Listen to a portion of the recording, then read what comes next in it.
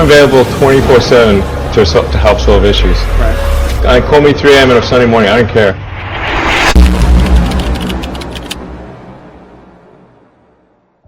Being the richest man in the world sure has its pros and cons, but for a guy like Elon Musk, an enduring business would not exist without an impeccable work ethic. Even at such a young age, his dedication to his craft speaks for itself when he taught himself programming. He loved computer games so much, and he figured if he wrote software and sold it, he'll be able to buy more games. Sure enough, at age 12, he created a video game called Blastar, which he eventually sold to a local magazine for $500. But unlike most renowned businessmen, Musk was not handed his companies of today. He came from an average family in Pretoria, South Africa, where he rarely saw his busy parents, to the point where he says that he was raised by books. While Musk admits that he's naturally good at engineering because he inherited it from his father, who was an electromechanical engineer, he had a particularly strange relationship with the man. He even goes on to say that he was such a terrible human being, and that when Musk decided to move to Canada to build his life, his dad said that he'll be back in 3 months and that he was never going to make it. Now, he's the richest person in the world, with a total net worth of $251 billion. Elon Musk has managed to be at the top of high-risk, high-reward industries, with car manufacturing at Tesla and rocket engineering with SpaceX. Not to mention that he is also very involved with several other big-ticket businesses, like the Boring Company and Neuralink. At this point, I think I know more about manufacturing than anyone currently alive on Earth. So how does he do it? He has incredible goals, not just for his businesses, but for humanity as well. And he still manages to find time to spend with his children and voice out his opinions on Twitter. Whatever he's doing right now to juggle multiple global companies is not some rocket science formula. Of course, it does help that he's a billionaire and has resources to help him in his daily schedule. But he wasn't the richest man on day one. He is famously known to work 16 hours a day, even going to 100 to 120 hours per week during a time when Tesla was on the brink of bankruptcy. But more on that later. It's all about his work ethic and his drive to look at the big picture and figure out how to make an impact to change the world. While his productivity and time management skills are being applied on a much grander scale, his methods can be easily applied by any regular person to stay on top of their everyday life. Let's start simple. How do you manage your day? Are you the type to complain about not having the time to go to the gym or spend time with your family? A famous anecdote on the internet says Musk divides his time in 5-minute increments. But he has actually denied this on his personal Twitter, saying, "I definitely don't do this 5-minute thing. Need to have long, uninterrupted times to think. Can be creative otherwise." While there isn't any truth to the 5-minute rule, one method that Musk and most billionaires use is the time boxing method. Time boxing is a powerful time management tool that allows you to divide your day into specific slots. It requires a bit of advanced planning and self-reflection on your part, but the results will speak for themselves if you decide to commit to this method. Let's say you have a running to-do list with all of your pending tasks for the month. At the beginning of each day, prioritize the tasks and goals you want to achieve in the next 24 hours. You then need to estimate how many minutes or how many hours you need to complete each task. Be as realistic as possible. If you need to go to the gym, consider your commute time or how long does it take you to drive there. If you're writing an article, you're not immediately jumping into an empty document. You also need time for research. It's also recommended that you schedule your breaks and downtimes because we all need time for rest as well. Time boxing forces you to plan ahead and prioritize your tasks, making sure that you're setting up yourself for success right from the get-go. If you're a night owl, then you can even do this before you go to bed, so you wake up ready to face the day. It's also important to think about what you do first thing in the morning. For Elon Musk, if there's a daily habit that has greatly impacted his life, it's the simple act of showering. This really ties into his notion that uninterrupted time for thinking is crucial in his decision-making process. Being the CEO of different companies, Musk is also very particular about how he communicates with the people he works with. He prefers communicating via email, and in one of his emails to Tesla employees, he orders them to stop using acronyms and jargon because we don't want people to have a glossary just to function at Tesla.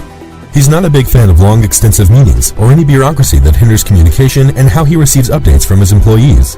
In the same email he sent to employees, where he laid out his rules for productivity, he says to get rid of frequent meetings unless you are dealing with an extremely urgent matter. Walk out of a meeting or drop off a call as soon as it's obvious you aren't adding value. It is not rude to make someone stay and waste their time. This is just another example of how time is of the essence for someone like Elon Musk, and we could all learn from the way he values every second of it.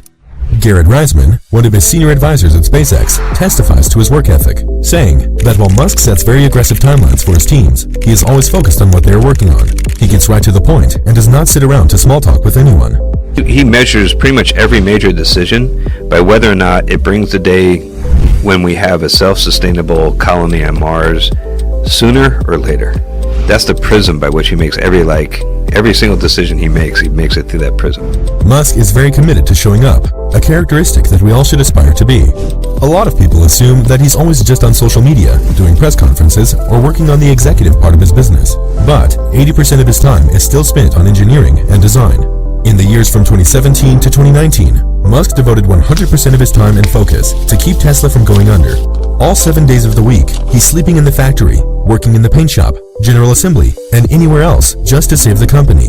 While he was successful in keeping Tesla away from bankruptcy, these 3 years of hard work were some of the most painful years of his life. No one should put this many hours into work. This is not good.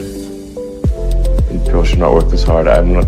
They should not do this. This is very painful. Painful in what sense? It hurts my brain and my heart. Musk teaches us a lesson, both personal and career-wise. While starting a business requires you to have a high pain tolerance for the sleepless nights of problem solving, burning yourself out will not do you any good. Failure is essentially irrelevant unless it is catastrophic.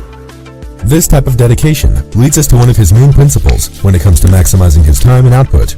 To focus on signal over noise. Tesla hardly spends money on advertising. Instead, the company puts most of its budget on manufacturing, design, and research and development. In a world full of noise and distractions, it's easy for us to lose sight of what actually matters. We're always scrolling through our phones, consuming content all over social media, and at the end of the day, we ask ourselves, where did my time go? The same goes for the people we surround ourselves with. One of Musk's advice for those who want to start their own company is to attract great people. Building a company, you've got to gather great people. I mean, all a company is a group of people that have gathered together to create a product or service. And so depending upon how talented and hardworking that group is, and the degree to which they are focused cohesively in a good direction, that will determine the success of the company. Musk admits that it's hard to work for him, but only because he is so laser-focused on his goals.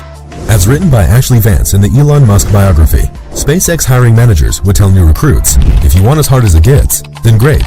If not, then you shouldn't come here. Isn't the same true about your personal aspirations and goals? Surrounding yourselves with amazing people that you value and respect impacts a great deal on how you shape your habits and personality. Are you hanging out with people with very different objectives in life? Or are you spending time with those who make you want to be a better person? Perhaps one of the most inspiring things about Elon Musk is that he never loses sight of his motivation. He deliberately chose the industries of sustainable energy and space exploration because he believes they directly impact our humanity's future. Musk says that he's just trying to make useful things. That's a nice aspiration, and useful means it is of value to the rest of society. I think we should try to make the future better. His ideology is so simple, yet it is the driving force that makes his company successful in achieving their milestones. Yes, it can be overwhelming to work on something that can potentially change the way we live in the next decade. But it is this kind of motivation that pushes his employees to bring out world-class results. On one popular incident, Musk ordered Steve Davis, formerly a SpaceX engineer and now president of the Boring Company, to build a part of the Falcon 1 rocket. Davis estimated that it will cost them $120,000, but Musk insisted that they only spend $5,000, surprising Davis and the whole team. Steve Davis eventually succeeded in making the part for the rocket for only $3,900. Elon Musk believes he never sets impossible goals. Aggressive and tight schedules, yes, but he thinks impossible goals are demotivating.